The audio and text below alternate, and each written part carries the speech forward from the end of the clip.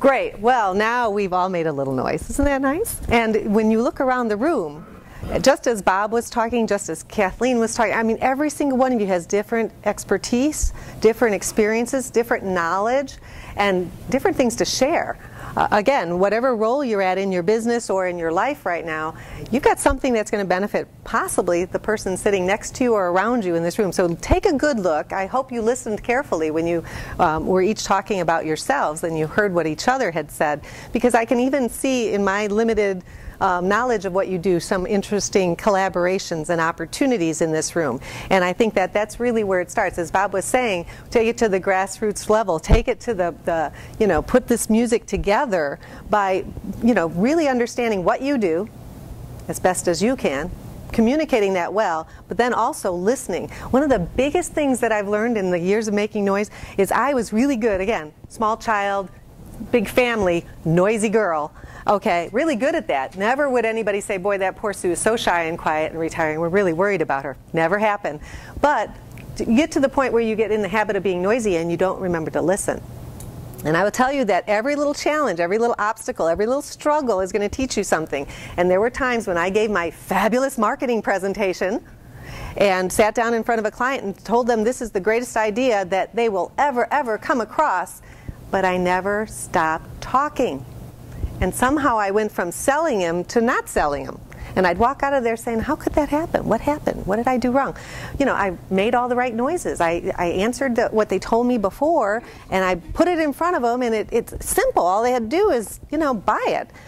But the problem was I didn't continue to listen. I might have listened at the first meeting, but then as I started going along, I'm like, oh, I know what they need. I know what they want. Gail and I were just talking a few minutes ago. We were working on this iShop Crystal Lake campaign. We created this wonderful little sign-up sheet. People weren't signing up. It was too complicated. But I thought it was right. So I kept saying, well, they'll understand it, or we just have to explain it a little more. You just have to show it to them a little differently. And finally somebody said, Sue, it's not working. And I had to listen to that and realize that it wasn't working, and we refashioned it, and it is working great now. And it is really a really important message for me to teach you when I'm talking to you about making noise, is also listen. And allow that peace and quiet on your side, because it's amazing what I'm going to learn when Tim opens his mouth and starts telling me something, and I'm going to say, like, wow, that's a good idea. Oh, I could use that, or I can help you. And if I don't sit back and listen for a few minutes, I'm going to miss that opportunity. But because I have the floor, I get to keep talking today. So, so again, listen to one another. Thank you for introducing yourselves. And think about how you might be able to help the other people in this room with your experiences, your talents, your business, or again, we all have other sides to ourselves. I had a wonderful listen to the conversation about cooking here, and you never know these opportunities that are presented to us, and each day how if you don't avail yourself of the opportunities, you're going to miss some great relationship chance. And sometimes that talking about what you're cooking and how you're cooking or what's going on in your life can lead me to understand a little better about who you are, how you do business, and maybe might open up the door to have me say, Noelle, let's have lunch and tell me more. And there's that great opportunity that I didn't think was going to happen, or never occurred to me to expect. So let's talk about making noise. We're going to talk in this workshop about a handful of things. The first thing is the introductions, which we've all done. Congratulations, you already finished part one. The next thing we're going to talk about is marketing communications and making noise, and some of the elements of marketing communications and strategy and planning. Because just like everything in life, if you don't have a plan, how do you know when you get there? If you get in the car and start driving, if you don't know where you're going, when do you stop? You got to have a marketing plan. It's part of your business plan. Your business plan usually says we want to make X number of dollars. We want to be able to do this, this, and this for our employees. We want to be able to do this in our community or in our industry. Okay. How does your marketing plan fit as a subset of your business plan? How does it reflect your products and services? How does it reflect your people? Do your people understand your marketing plan? Best stories I have are companies that forgot to tell their employees about special programs and events we put on for them. And their employees would get a phone call from somebody and say, oh, no, I don't think that's here. And their boss would say, what is it? Oh, they said there's something tonight. Yeah, we're doing it. I forgot to tell you.